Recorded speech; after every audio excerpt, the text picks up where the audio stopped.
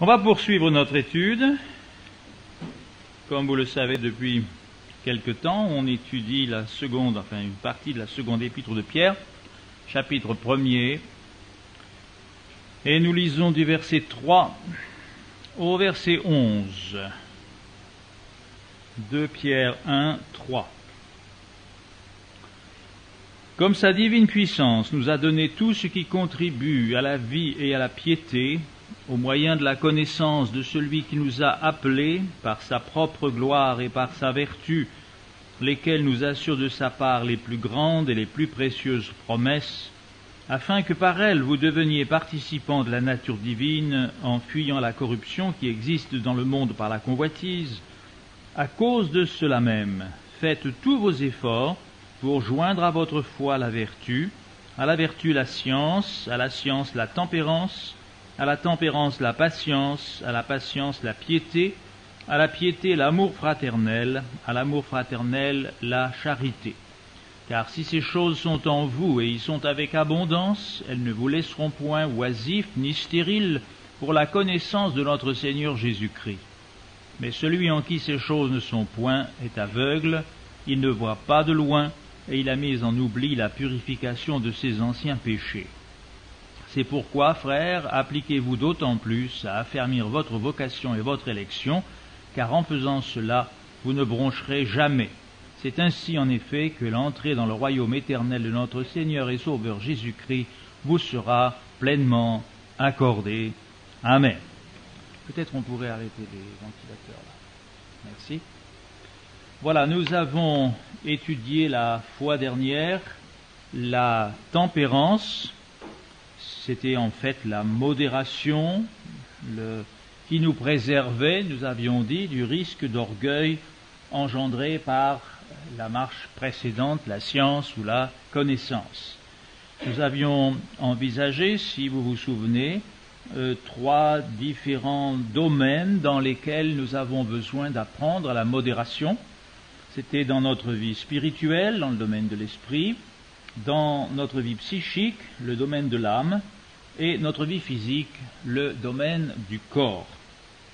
Rappelez-vous que dans le premier domaine de l'esprit, notre vie spirituelle, nous avions évoqué la nécessité de la modération dans le jugement de nous-mêmes, notre jugement de nous-mêmes, dans notre jugement des autres et dans notre liberté spirituelle.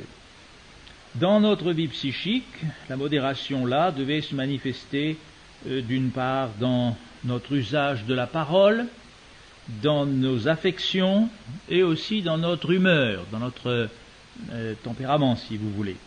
Et puis le troisième, la modération dans notre vie physique, nous avions parlé de nos appétits naturels, que dans cela aussi nous devons montrer de la modération. Nous arrivons à la 4e marche maintenant.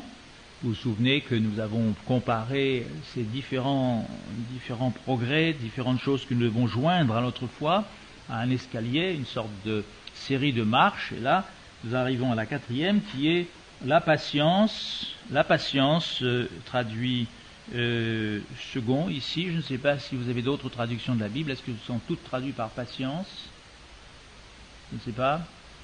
Parce que on peut dire patience ou persévérance, parce que nous allons voir que ces deux choses-là sont extrêmement proches. Dans le mot qui est traduit par patience vient du grec hypoméno, et le mot qui est traduit par persévérance vient de épiméno. Il y a le même radical, la même racine qui est méno. Méno, ça veut dire demeurer stable, durer, persister, attendre, aspirer à quelque chose. Et il y a le préfixe, deux préfixes différents dans patience ou persévérance. Hypo veut dire sous et épi veut dire au-dessus. Alors c'est assez curieux, vous avez le radical qui signifie demeurer stable, durer, persister, attendre, aspirer à quelque chose. Et il y a sur ou sous. Et il me semble que patience et persévérance, donc ces deux mots-là sont deux aspects de la même pensée, celle d'une attente qui dure avec une aspiration. Je pense que c'est cela, le côté, si vous voulez, le sens réel de ces deux mots-là, ils ont cela en commun.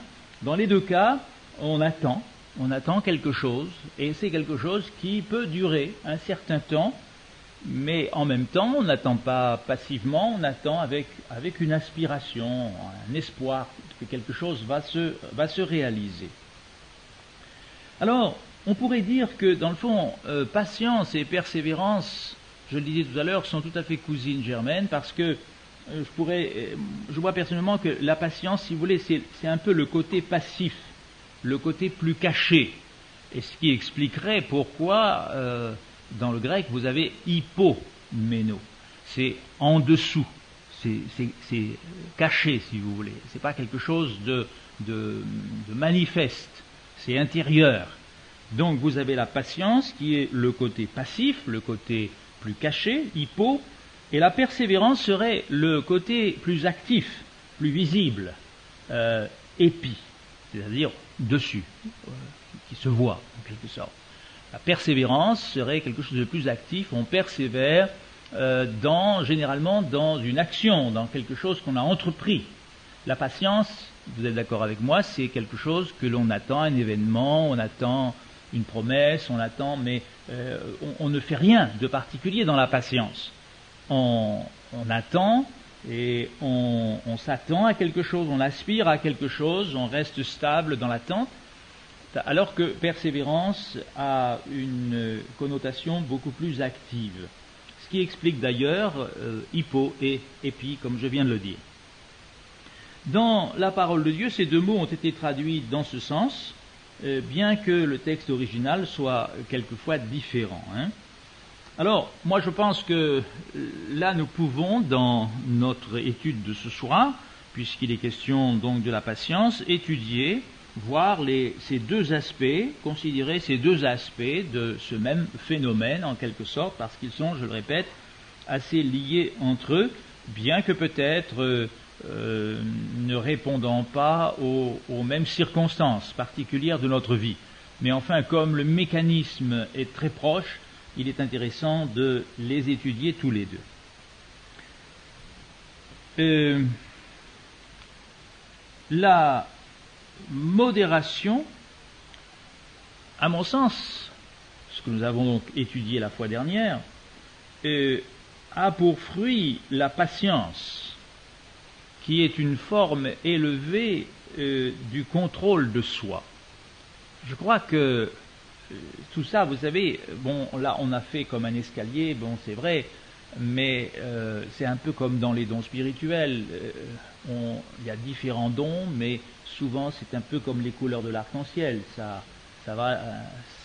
se mélange en quelque sorte, l'un va avec l'autre. Et ici, nous voyons que la modération porte un fruit. Et ce fruit, c'est la patience. Et cette patience permet la persévérance aussi. Un coureur de fond, par exemple, doit se modérer. Regardez ce que dit l'apôtre Paul aux Corinthiens, dans la première aux Corinthiens, chapitre 9. On va tâcher de trouver ce texte, 1 Corinthiens 9, 24. L'apôtre Paul n'a pas peur de faire appel à des choses qui se passaient de son temps, et même il fait appel au sport ici. On pourrait dire qu'il n'est pas très spirituel de s'occuper du sport là, mais enfin quand même. Alors ne vous sentez pas condamné si vous aimez le football ou quelque chose comme ça. Mais enfin, là il dit, ne savez-vous pas que ceux qui courent dans le stade courent tous, mais qu'un seul remporte le prix. Courez de manière à le remporter. Tous ceux qui combattent s'imposent toute espèce d'abstinence, et ils le font pour obtenir une couronne corruptible. Alors il est intéressant de lire la suite quand même, parce que nous faisons-le pour une couronne incorruptible. Et il prend cette image en expliquant que lui, il court non pas comme à l'aventure, etc. Mais ce qui est intéressant de voir là, c'est que il y a une sorte d'imposition volontaire. Ils s'imposent, on ne leur impose pas ces abstinences, ils s'imposent eux-mêmes ces abstinences. C'est donc là, manifestement, un acte de tempérance, de modération, pour obtenir ce qu'ils visent. Maintenant, je disais que c'est un peu comme les couleurs de l'arc-en-ciel. Vous allez voir que plus nous grimpons ces différentes marches, plus les fruits des marches précédentes nous viennent en aide et nous aident. Comme vous le voyez là, la patience, la persévérance vont être des fruits directs en quelque sorte de ce que nous avons non pas seulement étudié, j'espère, mais mis en pratique de la leçon précédente. Alors voyons, si vous voulez, rapidement, la patience. J'espère que nous aurons un peu de temps aujourd'hui pour avoir quelques échanges. J'aime beaucoup qu'on puisse partager. Alors, j'espère que vous notez des choses si ça vous vient, de façon qu'on puisse en parler après. Mais d'abord, voyons un peu la patience et voyons différents textes et différentes circonstances dans lesquelles nous sommes appelés à manifester la patience. Eh bien, déjà, nous pouvons voir qu'il y a un lieu privilégié, je dirais, une situation privilégiée, si tant est qu'on puisse appeler ça privilégié, vous allez en juger vous-même, qui appelle la patience, c'est l'épreuve. Bien sûr, je ne sais pas si vous aimez l'épreuve, personne n'aime vraiment l'épreuve, mais c'est particulièrement là que nous pouvons manifester la patience. Voyez par exemple dans Romains 12, chapitre 12 et verset 12, il y a toute une série d'exhortations, là, ayez du zèle et non de la paresse, soyez fervents d'esprit, servez le Seigneur, réjouissez-vous en espérance. Et il y a aussi dans toute cette série, soyez patients dans l'affliction. Soyez patients dans l'affliction. Tout à l'heure nous verrons la persévérance, mais on peut, puisqu'on est on est lancé là, prendre la phrase suivante qui dit persévérer dans la prière. Voyez-vous? Là, on voit bien la différence entre patience et persévérance. Patient dans l'affliction. L'affliction, c'est quelque chose, un état dans lequel nous nous trouvons à cause de certaines circonstances, peut-être la perte d'un être cher ou quelque chose qui nous arrive. Bon, c'est quelque chose que l'on subit. Rappelez-vous, hypoméno. Et persévérer dans la prière, c'est une action, c'est quelque chose que vous faites, alors c'est plus visible, c'est plus concret en quelque sorte, c'est épi. D'accord?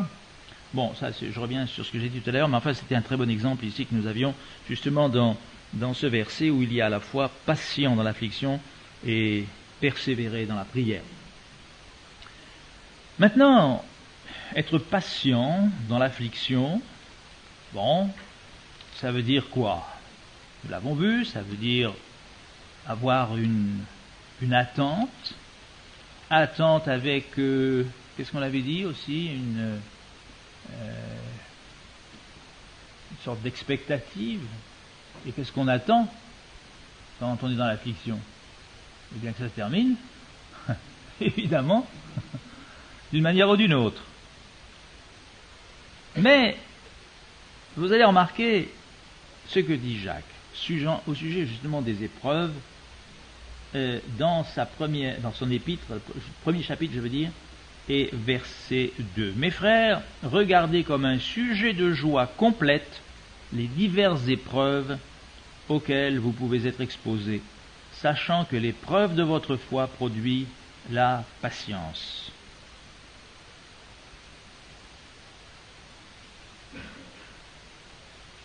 Attendez, je lis un petit truc que j'ai noté ici.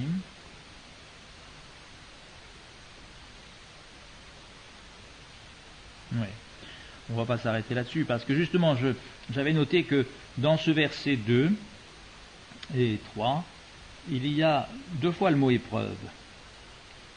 Regardez comme un sujet de joie complète les diverses épreuves auxquelles vous pouvez être exposés, sachant que l'épreuve de votre foi produit la patience. Eh bien, voyez-vous, un exemple là où ça a été traduit par le même mot, le mot épreuve, mais ce sont deux mots différents dans l'original. Deux mots différents. Le perasmos, c'est les épreuves auxquelles vous êtes exposés, sachant que l'épreuve de votre foi, dokimion, qui est un test, une épreuve. Parce que perasmos, ça peut vouloir dire un test, une épreuve, mais ça peut dire aussi tentation au péché, ou une adversité qui éprouve. Alors que l'épreuve de votre foi, dokimion, c'est plus directement un test, une sorte d'examen, si vous voulez, l'examen de votre foi. Bon, mais je passe là-dessus. Mais ce qui est intéressant là, c'est de voir que Jacques nous montre qu'il faut regarder plus haut que simplement une attente passive. Parce que, qu'est-ce qu'il dit ensuite? Sachant que l'épreuve de votre foi produit la patience. Et il faut que la patience accomplisse parfaitement son œuvre, afin que vous soyez parfaits et accomplis sans faillir en rien. Dites, c'est fort ça, hein? Vous voyez pas l'œuvre de la patience? Apparemment, ici, il faut que la patience accomplisse parfaitement son œuvre. Ça veut dire quoi? Ça veut dire que la patience a une œuvre à accomplir. Elle n'est pas là, c'est pas une qualité que nous allons simplement avoir comme ça, parce que oui, ça fait bien, et puis c'est bon. Non. La patience que nous allons acquérir, parce qu'attention, soyons bien au clair, que nous devons l'acquérir. Ce n'est pas quelque chose qui nous est donné directement, nous y reviendrons tout à l'heure. Elle vient par l'épreuve de notre foi.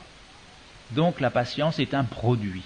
C'est quelque chose qui est produit en nous par autre chose, et entre autres par l'épreuve. Et parfaitement son œuvre et le but. Il est très haut. Il met la barre très haut, l'apôtre Jacques. Afin que vous soyez parfaits et accomplis sans faillir en rien. Alors vous voyez quand même qu'il y a là toute une perspective, et nous ferions bien de prendre à cœur cette question.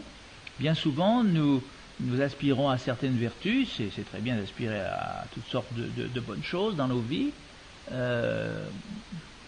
Très facilement, nous pouvons quelquefois aspirer à avoir plus de puissance, par exemple, puissance spirituelle, pouvoir guérir les malades, pouvoir ressusciter les morts. Formidable, hein? Ah oui, oui. Mais il y a des choses plus importantes que ça. Bien que ces choses-là soient importantes, certes, mais il y a des choses plus importantes que cela. Et il faut bien faire attention de ne pas se laisser détourner par ce qui est visible, par ce qui frappe les yeux. Le Seigneur sait mieux. Et ici, il nous est dit clairement que la patience a une grande tâche à remplir dans notre vie. Jacques nous dit aussi, au verset 12, « Heureux l'homme qui supporte patiemment la tentation. Car après avoir été éprouvé, là encore le même mot, dokimion, c'est-à-dire testé, après avoir été mis à l'épreuve, après avoir été examiné en quelque sorte, il recevra la couronne de vie que le Seigneur a promise à ceux qui l'aiment. » Donc, il y a encore l'idée de patience ici, cette fois-ci dans la tentation. La tentation, et je crois que c'est assez curieux parce que vous voyez que c'est le même mot, c'est perasmos, au verset 12, qui supporte patiemment la tentation, alors que le second a traduit tout à l'heure, au verset 2, les diverses épreuves. Ça veut dire ces choses-là.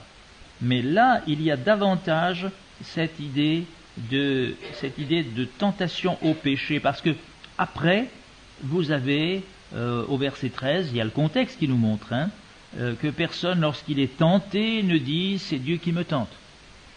Et le tenter, là, c'est aussi le même mot qui peut vouloir dire tentation au péché. Donc il est clair que dans le contexte, là, il s'agit d'une tentation au péché. Donc, c'est pour ça que Dieu ne peut être tenté par le mal et ne tente lui-même personne, il est bien clair qu'il s'agit là d'une tentation au péché. Donc, C'est pourquoi, vous voyez comment, entre parenthèses, c'était intéressant de voir ça, c'est vraiment une parenthèse que j'ouvre, comment le problème de la traduction des textes originaux est quelque chose de délicat et de difficile.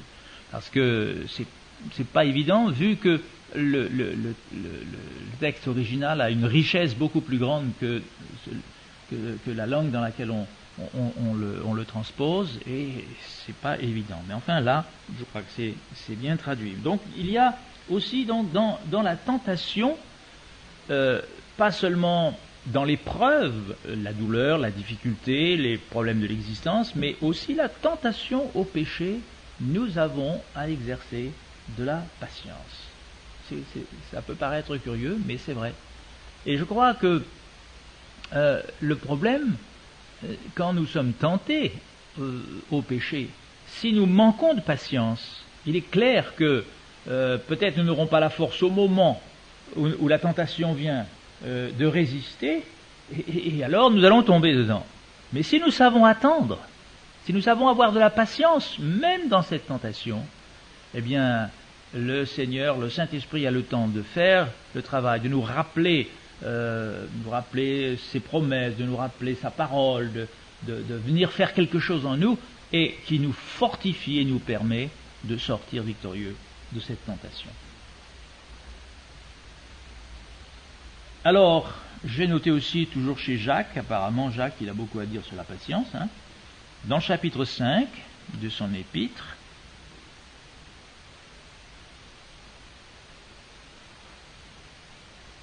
il nous faut aussi montrer de la patience dans l'attente de l'accomplissement des promesses. Chapitre 5 et versets 7 à 11, on peut lire cela.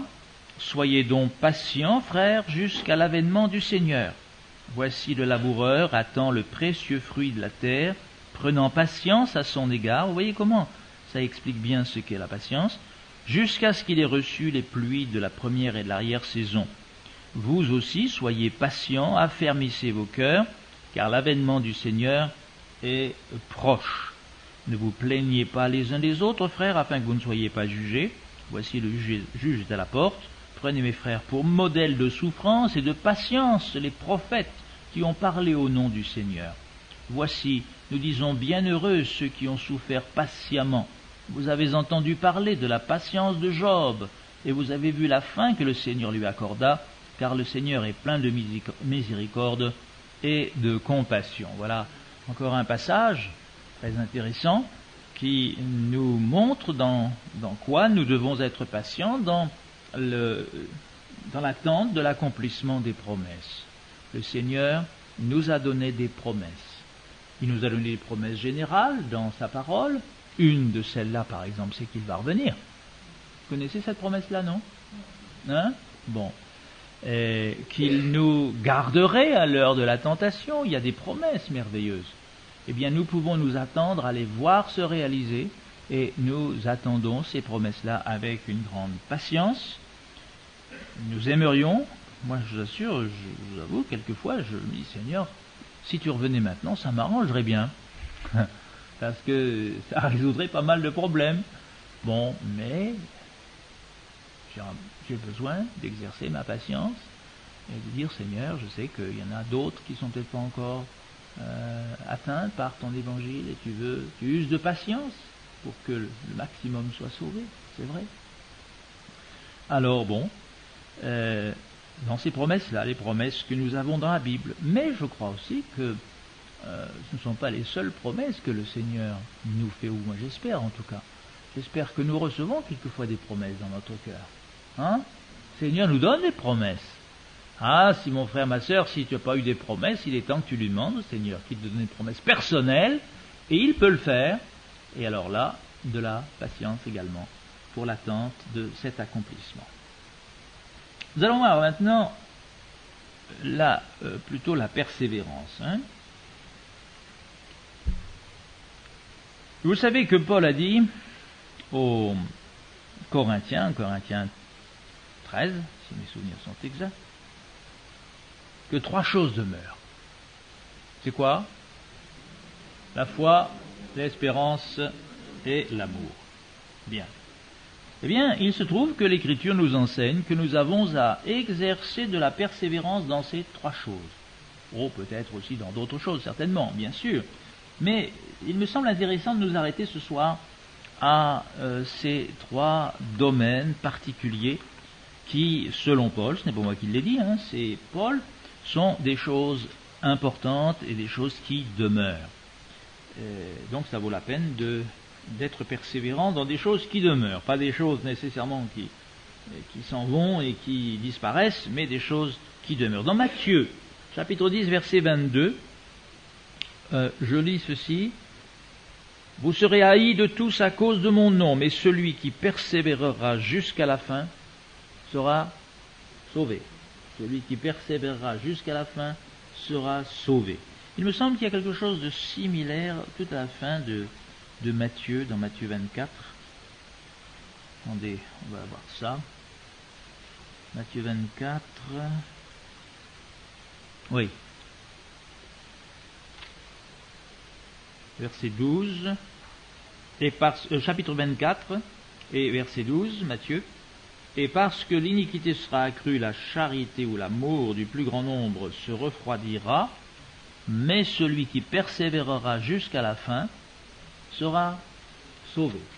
On a presque l'impression là qu'il s'agit de persévérer plutôt dans l'amour, là. Bon. Dans l'Épître aux Hébreux, au chapitre 4, et au verset 14. Hébreux 4, 14.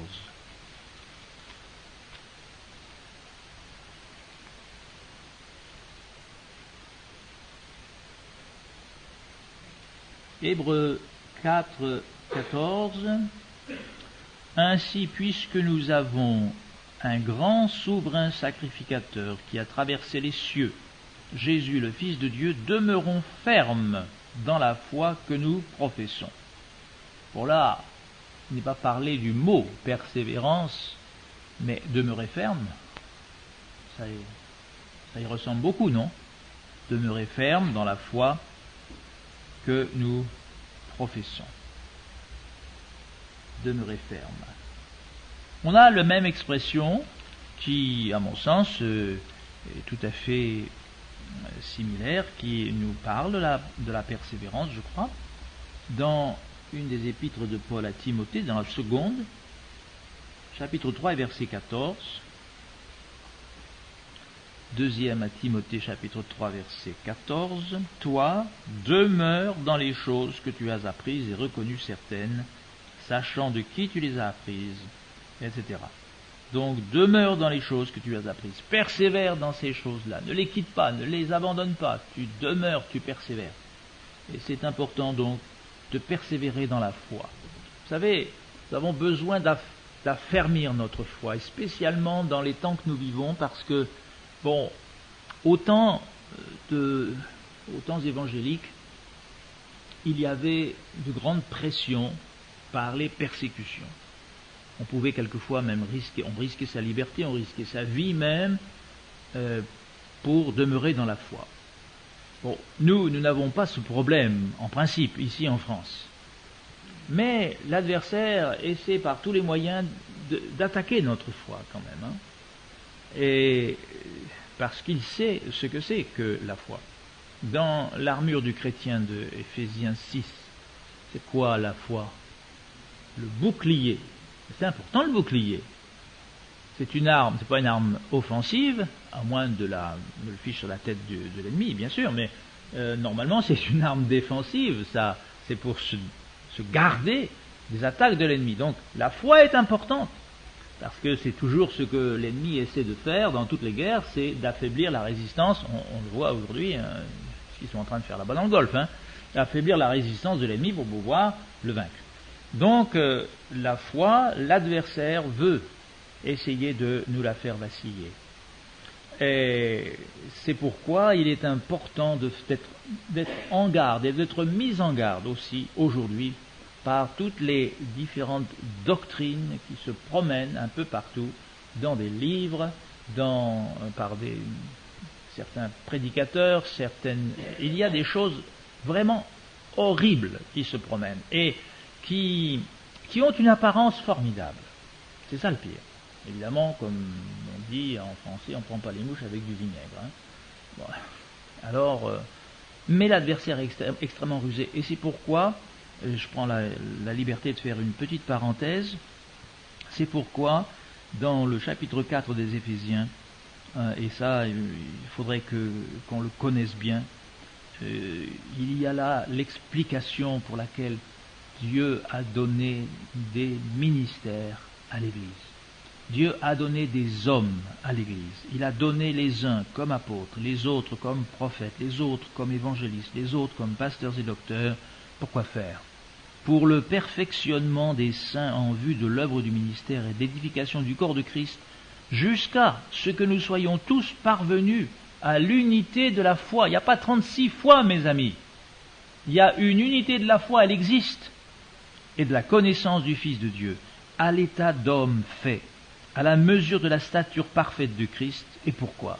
Afin précisément que nous ne soyons plus des enfants, flottant et emportés à tout vent de doctrine par la tromperie des hommes, par leur ruse dans les moyens de séduction, mais que professant la vérité dans la charité, ou dans l'amour, nous croissions à tous égards en celui qui est le chef, Christ, etc.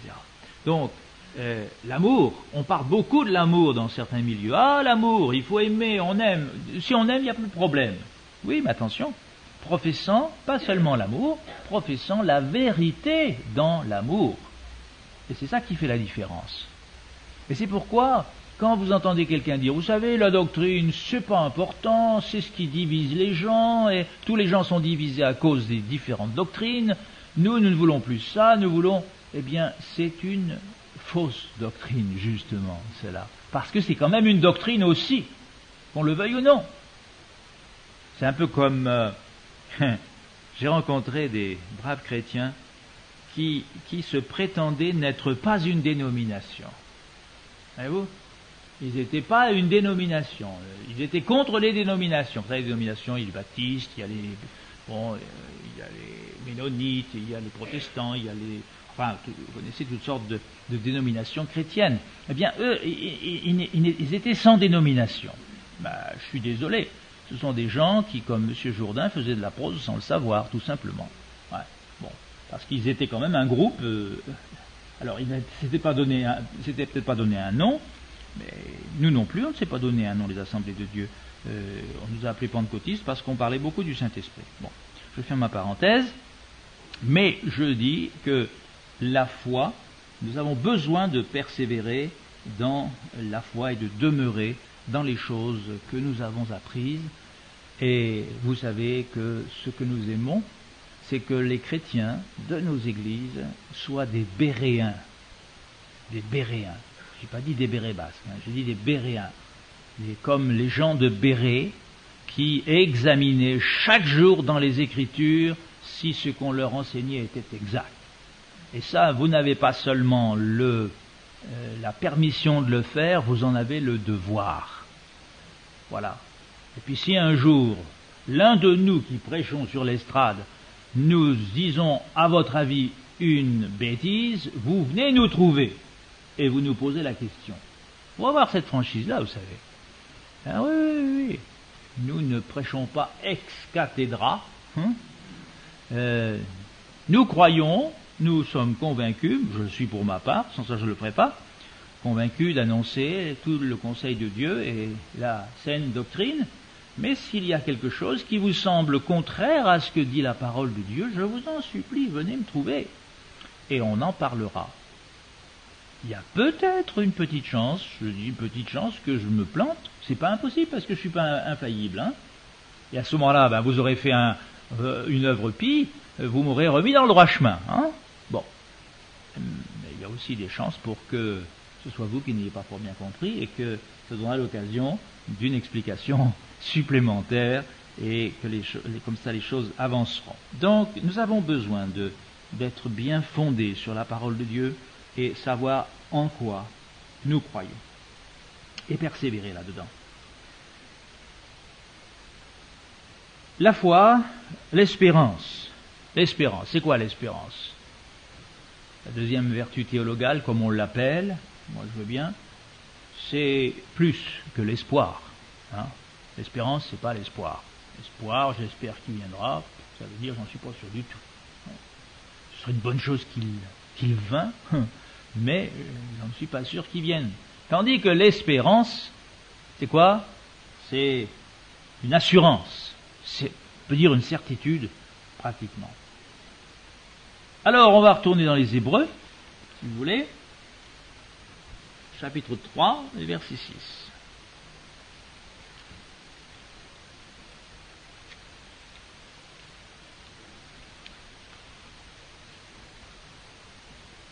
Oui. Bon, il a parlé de Moïse au verset 5. Pour Moïse, il a été fidèle dans toute la maison de Dieu comme serviteur pour rendre témoignage de ce qui devait être annoncé. Mais Christ l'est comme fils sur sa maison. Et sa maison, c'est nous. Pourvu que nous retenions jusqu'à la fin la ferme confiance et l'espérance dont nous nous glorifions. Donc, nous devons retenir cela aussi, nous devons persévérer aussi dans cette espérance, dans cette confiance que nous avons.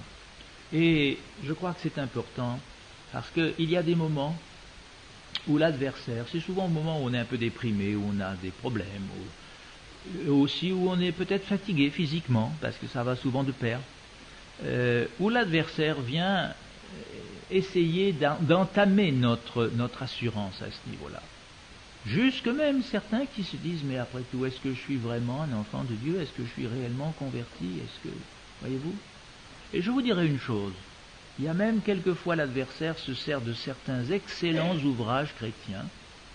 Moi je sais que j'ai connu une personne qui un jour était très très ennuyée parce que elle se posait même la question si pour en finir elle était réellement convertie après la lecture d'un très très bon livre biographique d'un grand homme de Dieu, dont je tairai le nom, c'est pas la peine que vous vous précipitiez sur ce bouquin-là, hein, mais et je vous assure que c'est un homme de Dieu absolument remarquable, mais bon, il y avait des choses que cet homme disait et que l'adversaire a réussi à tordre, a réussi à utiliser pour mettre cette personne dans vraiment un doute. Elle finissait par se dire, mais est-ce que je suis vraiment converti pour en finir?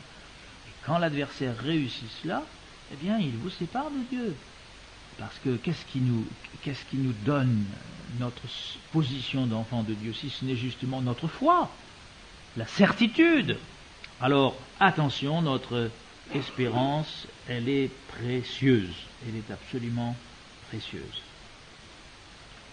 Dans le même chapitre, au verset 14 également, car nous sommes devenus participants de Christ, pourvu que nous retenions fermement jusqu'à la fin l'assurance que nous avions au commencement.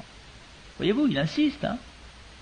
Il insiste dans le même chapitre là, pourvu que nous retenions jusqu'à la fin, fermement jusqu'à la fin, l'assurance que nous avions au commencement. Donc veillez là-dessus, nous avons besoin de persévérance dans cette espérance. Le même auteur, au chapitre 10,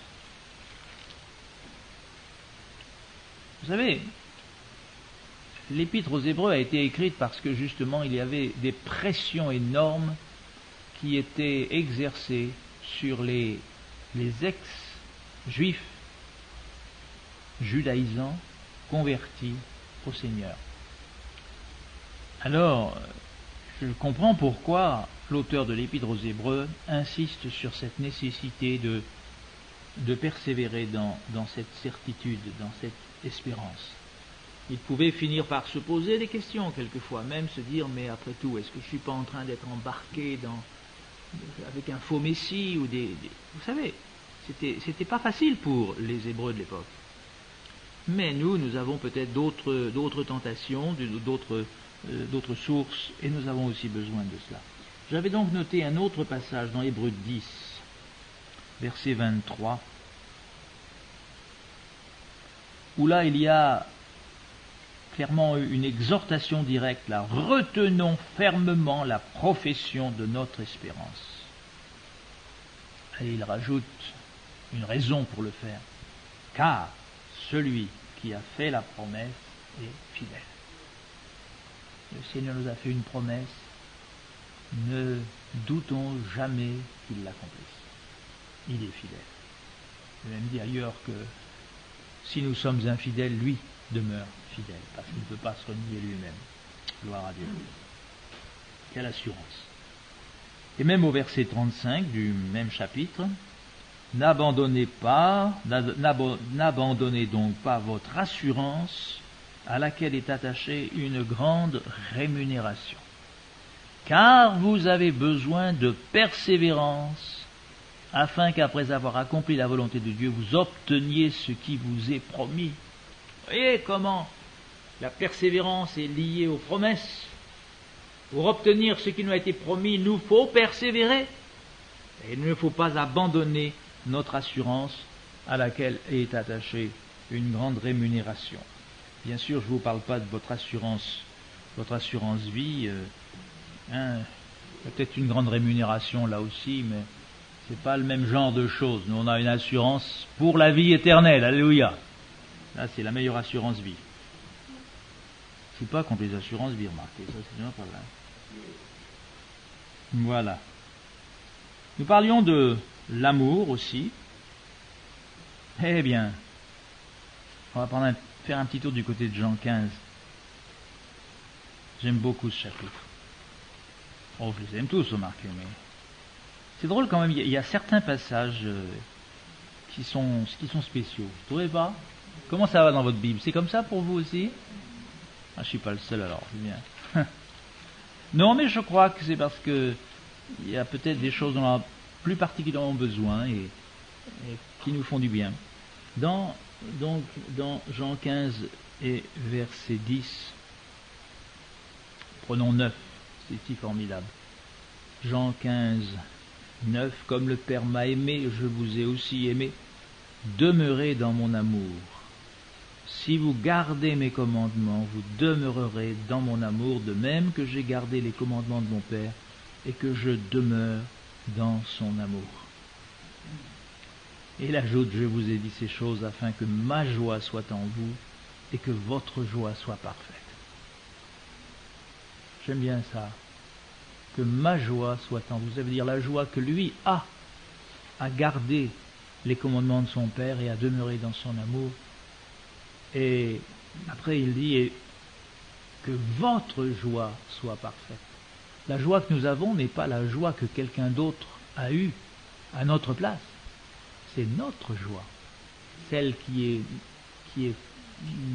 naît en nous par le fait de demeurer dans son amour, de garder ses commandements. Et là, j'aimerais insister sur le fait, on parle beaucoup de l'amour, il y a dans certains milieux, je le disais tout à l'heure, mais qu'est-ce que c'est que d'aimer Dieu?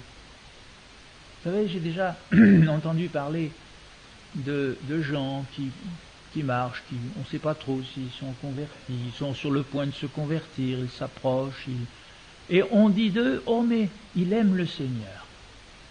Vous avez déjà entendu cette expression-là? Vous savez, il aime le Seigneur, hein, il aime le Seigneur. On peut peut-être dire qu'il aime venir aux réunions, qu'il aime l'ambiance, qu'il aime... Mais qu'est-ce que c'est qu'aimer le Seigneur? Hein? Est-ce que c'est un transport de nos sentiments? Je ne veux pas dire qu'il n'y a pas de sentiments dans notre relation avec le Seigneur. Mais moi je lis ici, je l'ai devant moi, et vous l'avez aussi. Si vous gardez mes commandements, vous demeurerez dans mon amour. Aimer le Seigneur, ça veut dire garder ses commandements. Ça veut dire lui obéir. Ça veut dire ne pas considérer que sa parole, bon ben oui, il l'a dit, mais après tout, moi, j'ai ma petite idée là-dessus. Hein. Et oui, mais il y a beaucoup d'enfants de Dieu qui vivent comme ça aujourd'hui. Non, je ne crois pas que c'est quelque chose qui nous mène loin. Nous avons là aussi à demeurer, nous avons à persévérer dans l'amour du Seigneur. Et nous venons de voir en quoi ça consiste. C'est dans l'obéissance à sa parole.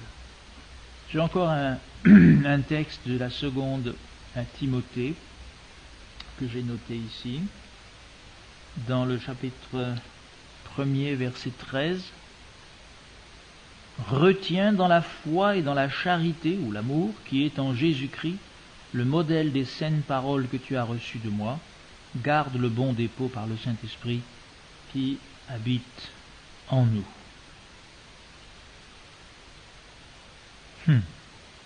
Garde le bon dépôt. Attendez, j'ai noté quelque chose là.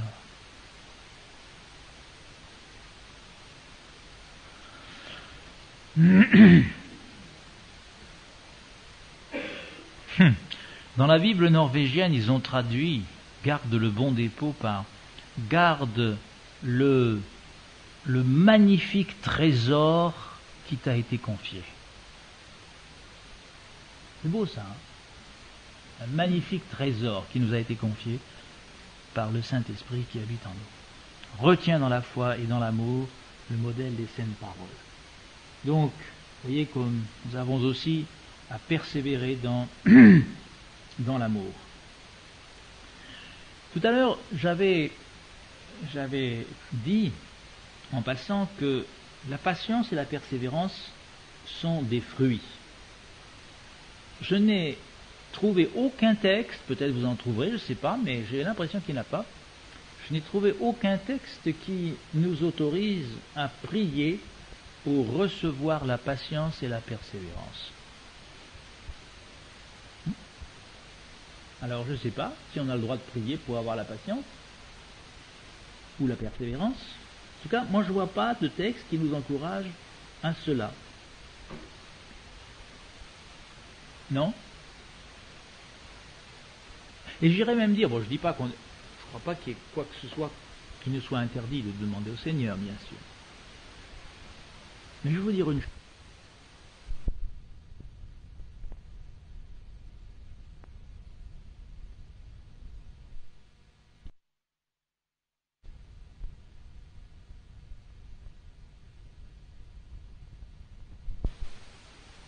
Et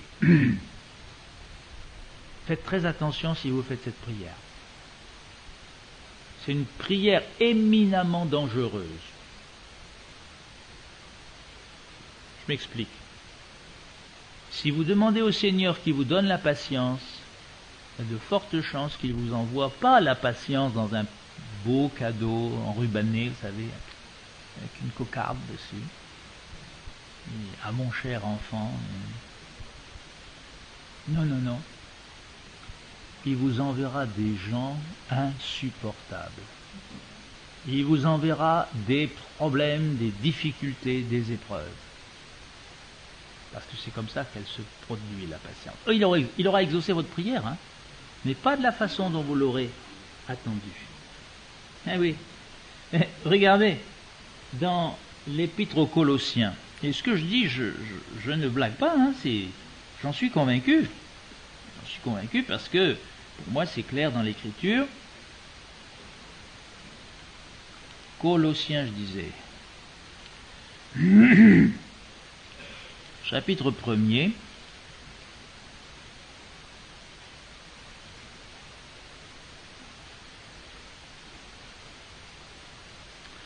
C'est pour cela, verset 9, Colossiens 1, 9. C'est pour cela que nous aussi, depuis le jour où nous en avons été informés, nous ne cessons de prier Dieu pour vous. Bon, là, il prie, hein, mais il n'a pas dit qu'il a pris pour qu'il leur donne la patience. Et de demander que vous soyez remplis de la connaissance de sa volonté, en toute sagesse et intelligence spirituelle, pour marcher d'une manière digne du Seigneur et lui être entièrement agréable, portant des fruits en toutes sortes de bonnes œuvres, et croissant par la connaissance de Dieu, fortifiés à tous égards par sa puissance glorieuse, en sorte que vous soyez toujours et avec joie persévérants et patients. Hein? Ça dit bien ce que ça veut dire, ça. Ça, c'est un résultat, mes amis. En sorte que vous soyez toujours et avec joie persévérants et patients, mais il faut voir ce qui vient avant, hein. C'est comme ça qu'on devient persévérant et patient. Ah, vous avez encore un petit doute. Bon, on va le lever. Très vite. Dans Romains, chapitre 5.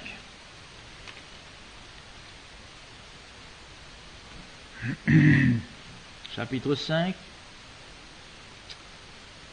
des Romains et verset 3. Prenons verset 2.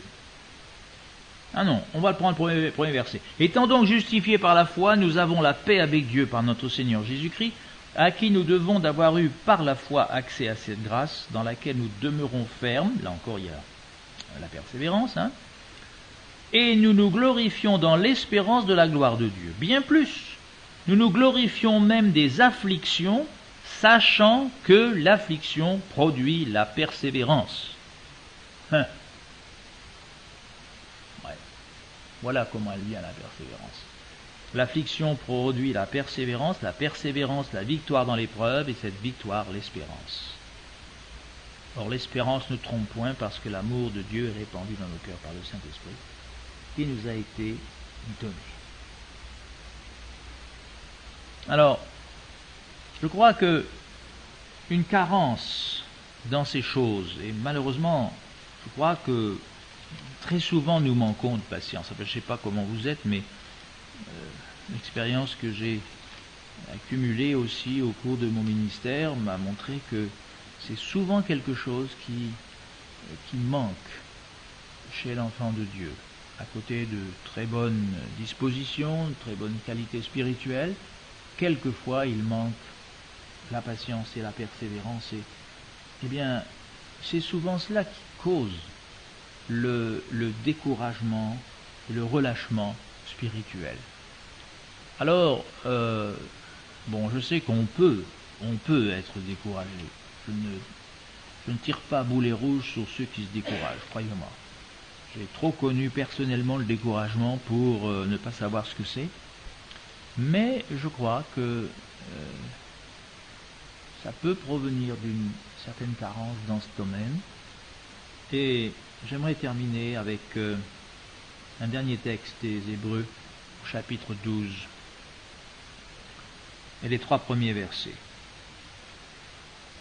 Hébreux 12, « Nous donc aussi, puisque nous sommes environnés d'une si grande nuée de témoins, rejetons tout fardeau et le péché qui nous enveloppe si facilement, et courons avec persévérance dans la carrière qui nous est ouverte, ayant les regards sur Jésus, le chef et le consommateur de la foi, qui en vue de la joie qui lui était réservée a souffert la croix, méprisé l'ignominie, et s'est assis à la droite du trône de Dieu. Considérez en effet celui qui a supporté contre sa personne une telle opposition de la part des pécheurs, afin que vous ne vous lassiez point l'âme découragée.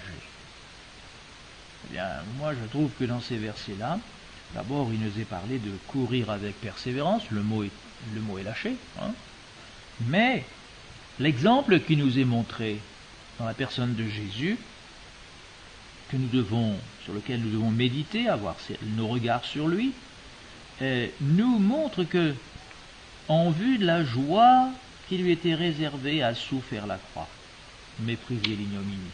Il a accepté de souffrir, et cela avec patience. Il avait une aspiration dans son attente. C'est clairement dit là, en vue de la joie qui lui était réservée. C'était son aspiration, ça.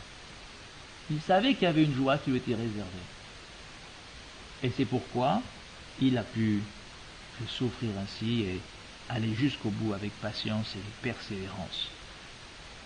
Alors, nous avons la même chose aussi, après, considérer en effet celui qui a supporté contre sa personne une telle opposition. N'y a-t-il pas là aussi la patience? Et nous savons que Jésus était quelqu'un de patient. Vous allez me dire, oui, mais quand il a fait un fouet avec... c'était pas de l'impatience. C'était de l'indignation, une sainte indignation. Et l'un n'exclut pas l'autre. Ça ne veut pas dire qu'on est impatient ou qu'on manque de patience si on s'indigne. Maintenant, attention, parce que nos indignations sont souvent moins saintes qu'on ne le voudrait. Alors, ne prenez pas trop l'exemple des saintes indignations de Jésus. Je crois qu'il faut déjà être arrivé très loin pour connaître les saintes indignations. Voilà. Bon, je crois que nous allons arrêter là pour cette marche-là, sur la patience, persévérance. Nous avons encore quelques minutes peut-être, et peut-être vous aimeriez faire des commentaires, ajouter quelque chose, poser une question. De notre certitude. Bon, je sais que je suis sauvé, je sais que mon nom est inscrit, que j'ai ma place là-haut, etc. Bon, il est clair que je vais, lorsqu'il s'agit de ce domaine-là, je vais bien sûr attendre avec patience et persévérance d'entrer dans mes possessions, en quelque sorte. Hein? D'ailleurs, c'est dans Luc, l'histoire de l'économe infidèle. Tu te souviens là? Luc 16, je crois, non?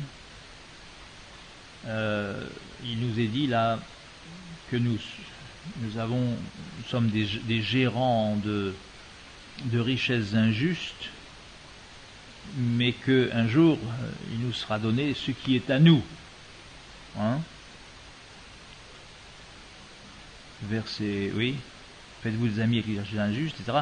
Mais un peu plus loin, si donc, verset 11, si vous n'avez pas été fidèle dans les richesses injustes, qui vous confiera les véritables? Et si vous n'avez pas été fidèle dans ce qui est à autrui, qui vous donnera ce qui est à vous? Donc, moi je sais que j'ai un héritage formidable. Je ne sais pas comment est le vôtre, mais le mien est formidable, je le sais. Je sais qu'il y a quelque chose qui est à moi qui m'attend. Et ça, c'est l'espérance. L'espérance biblique. Hein? Alors, en ce qui concerne ça, j'exerce une patience et une persévérance. Mais ce n'est pas automatiquement lié à cela. Ça, c'est un domaine. Il y a beaucoup d'autres domaines dans lesquels il faut exercer patience et persévérance. Tu vois ce que je veux dire? Sur la terre même, dans notre vie terrestre, notre vie d'aujourd'hui, il y a... Évidemment, on peut toujours relier ça à l'espérance dans le sens que, bon, bien, ça finira bien un jour je serai là-haut, mais enfin, c'est un peu lointain ça.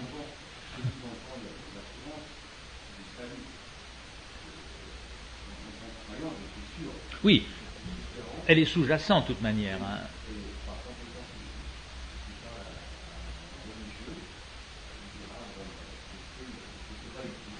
Oui, c'est vrai, c'est vrai.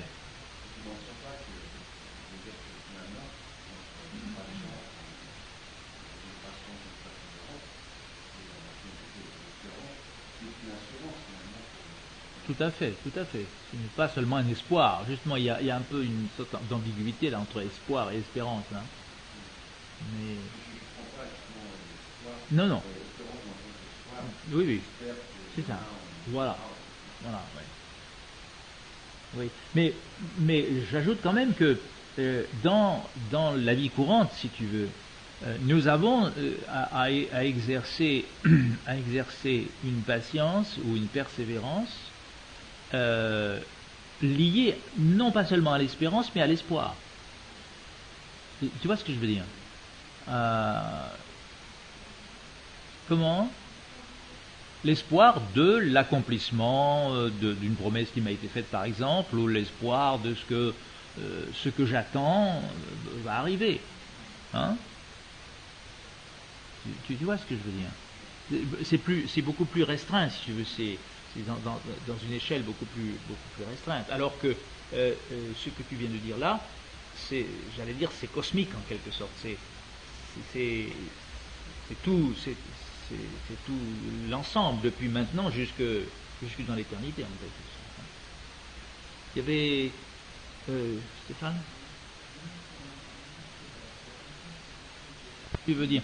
Mais moi, je ne pense pas qu'on puisse différencier patience et persévérance sur un facteur temps, parce que on est quelquefois appelé à exercer une patience très longtemps, Y a pas, c'est pas que la patience est plus courte que la persévérance ou vice-versa, mais donc le facteur temps s'applique, si tu veux, de la même manière sur patience ou persévérance. Il faut quelquefois persévérer très longtemps aussi, ou quelquefois persévérer d'une façon assez brève, ou la patience c'est pareil, on peut avoir exercé une patience, puis ça vient tout de suite, quoi. Donc le temps ne fait pas la différence, à mon sens, entre patience et persévérance. Ah oui. Oui, c'est vrai que oui, ça c'est intéressant à souligner. Je n'en ai pas parlé, mais c'est intéressant de voir que c'est vrai que la patience, nous l'avons dit tout à l'heure, est un fruit de notre modération, nous l'avons dit, je le crois. Je crois que ça s'exerce, mais automatiquement, ça c'est relié à notre volonté. Si nous voulons nous modérer, si nous voulons attendre. Prenez par exemple l'histoire de Saül avec Samuel à Gilgal. Vous connaissez cette histoire. Il y avait la guerre avec les Philistins. Samuel dit à Saül, le prophète Samuel dit à Saül, le roi, va à Gilgal et attends-moi 7 jours et nous offrirons l'Holocauste pour ensuite combattre les Philistins. Bon, alors Saül va à Gilgal et il y avait son armée autour de lui qui commençait à... Il avait peur, il se cachait dans les cavernes, vous voyez toute l'armée des Philistins qui s'approchait. Et il a été patient, Saül, mais pas assez longtemps. Parce que le 7e jour, ne voyant pas Samuel arriver, il nous a dit, il s'est fait violence. C'est lui qui le dit, hein, je me suis fait violence, il dit.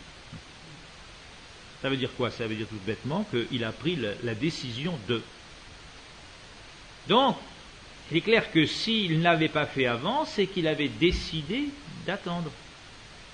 Donc, quand j'exerce ma patience, de la patience, quand j'exerce de la persévérance, c'est que j'ai décidé de faire ainsi. Et c'est exact ce que dit Dante Eliane, que c'est directement relié avec ma volonté.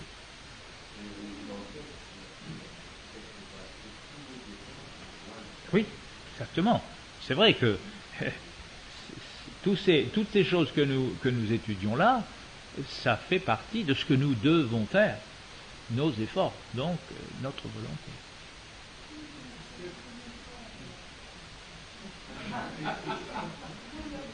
Oui, mais là, c'est plus de la patience, là.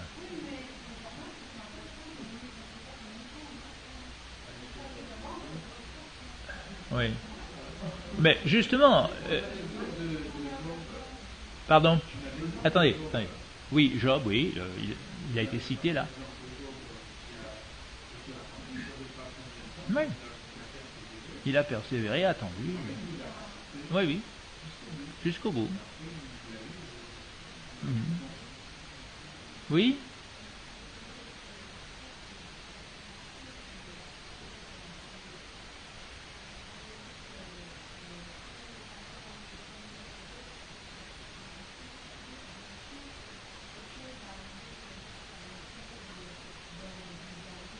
Oui. Bon, tu as parfaitement raison parce que dans notre texte de base, rappelle-toi, c'est joindre à votre foi. C'est la première chose qui est mentionnée. Si vous voulez, c'est le terrain, c'est le fondement. Ça, c'est le fondement. S'il n'y a pas ça, il y a rien. Donc, c'est vrai que tout cela, c'est rattaché à la foi. Et c'est tellement vrai que il faut bien comprendre que tout ce que nous voyons là, toutes ces choses formidables, dans le fond, c'est cette échelle qui nous amène jusqu'à l'amour, l'amour agapé, c'est-à-dire l'amour universel en quelque sorte, l'amour divin. C'est une échelle formidable. Bon, tout ça, nous n'en avons aucun mérite. Nous l'avons uniquement par la foi. Tout ce que nous avons, tout ce que nous allons produire, c'est pas nous pour en finir qui le produisons. Qu'est-ce que nous sommes capables de produire, nous? Rien. Mais si nous sommes capables de produire avec le Saint-Esprit, parce que nous sommes des créatures nouvelles, parce que nous avons l'homme intérieur, parce que c'est cet homme intérieur que nous voulons faire grandir à l'image de Christ, jusqu'à ce que nous soyons parvenus, comme nous l'avons lu tout à l'heure dans Éphésiens 4, à la stature parfaite de Christ. Et ça, excusez-moi, mais c'est un but fantastique. La barre est vraiment très haut, hein. C'est pourquoi nous n'avons pas le droit en tant que chrétiens de nous contenter en disant oh, vous savez, personne n'est parfait, bon, moi j'ai mes petits défauts, d'accord, bon. Oui, ma grand-mère elle disait je suis comme je suis. Ouais, tu te souviens, hein, Merthieu, hein? Je suis comme je suis, elle disait. Bon, c'est terminé, basta. Ah bah oui, avec ça, on va loin. Non.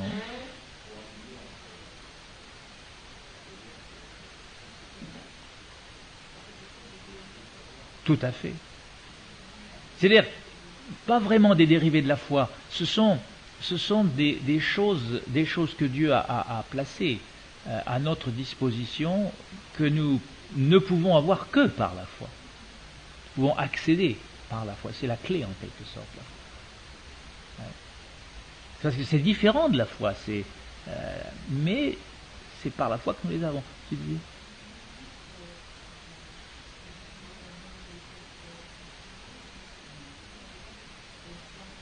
Oui.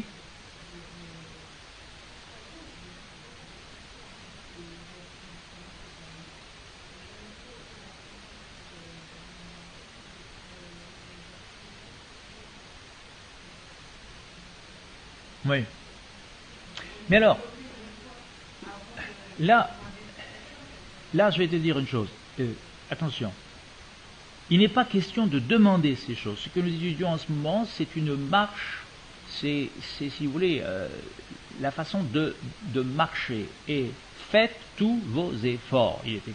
Donc, c'est notre travail. Nous sommes en train d'étudier notre travail, notre part, ce que nous devons faire. Hein, faites tous vos efforts pour joindre à votre foi, etc. Bon, hein, bien. Maintenant, quant à la mesure de foi, c'est vrai que dans Romains est écrit que Dieu a départi à chacun une mesure de foi. Je crois que nous avons une mesure de foi. Mais il y a une chose qui m'a frappé un jour quand j'ai lu la prière des disciples à Jésus, quand, je ne sais plus très bien où ça se trouve dans un des évangiles, mais je n'ai pas la référence en tête, où ils ont dit « Augmente-nous la foi ». Et vous vous souvenez ce qu'il a répondu, le Seigneur Jésus. Si vous aviez la foi gros comme un grain de sénévé, vous diriez, etc. Drôle de réponse entre nous. Hein? Donne-moi 10 francs. Hein? Tu réponds, si tu avais 10 francs, tu irais acheter des gâteaux. Ben non. C'est comparable, hein? Augmente-nous la foi. Ils sentaient qu'ils n'avaient pas suffisamment de foi. Et Jésus leur dit, si vous aviez la foi. Bon. Mais il y a autre chose. Il nous a dit comment la foi vient. La foi vient de ce qu'on entend, et ce qu'on entend vient de la parole de Christ. Donc c'est en étant à l'écoute de Christ, et Christ est là pour nous, c'est en étudiant sa parole que la foi vient dans notre cœur. Stéphane?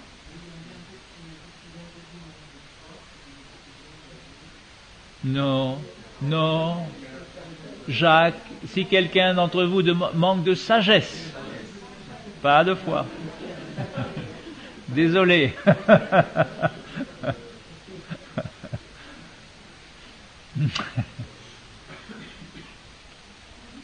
Oui. Oui. Oui. Oui. C'est vrai. Ça, il mérite une médaille, hein. C'est vrai. Oui. Un homme patient. Mais vous remarquerez une chose dans la vie de Moïse, c'est que quand il a commencé, sa patience, quand il s'est mis en colère et qu'il a tué l'Égyptien, sa patience, elle n'était pas trop forte. Bon. Mais le Seigneur l'a conduit quelques semaines, hein, derrière les moutons de Jéthro, là. Alors là, il a dit j'ai eu et Jéthro.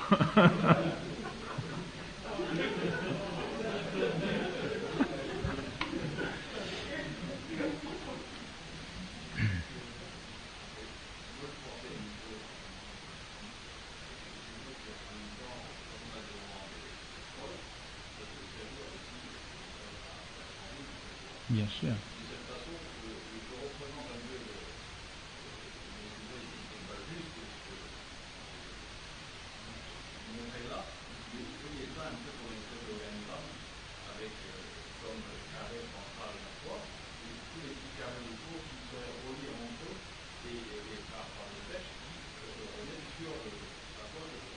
Mhm.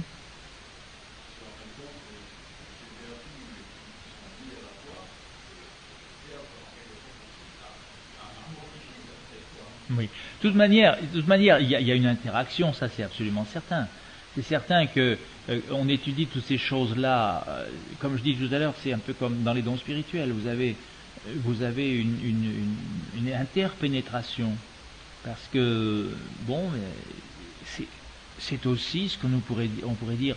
On parle de l'esprit, l'âme et le corps. Bon, c'est très commode, et je crois que ça existe.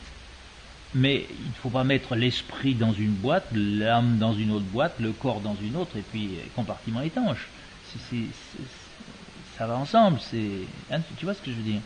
Donc c'est vrai que il y a l'un fortifie l'autre en quelque sorte.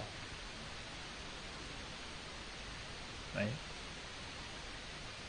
C'est intéressant tout ça. Mais alors faut le mettre en pratique. Hein. Ah ouais. Faut pas que ça devienne seulement une